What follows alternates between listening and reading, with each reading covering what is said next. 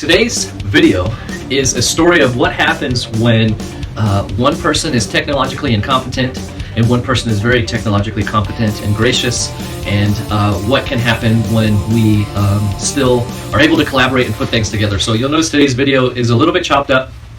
I had a Zoom call set up, forgot to press record, and lost the interactive component of that, but thankfully my guest was recording on their end, and so you'll see a whole lot less of me and more of our guest, who has a lot to say.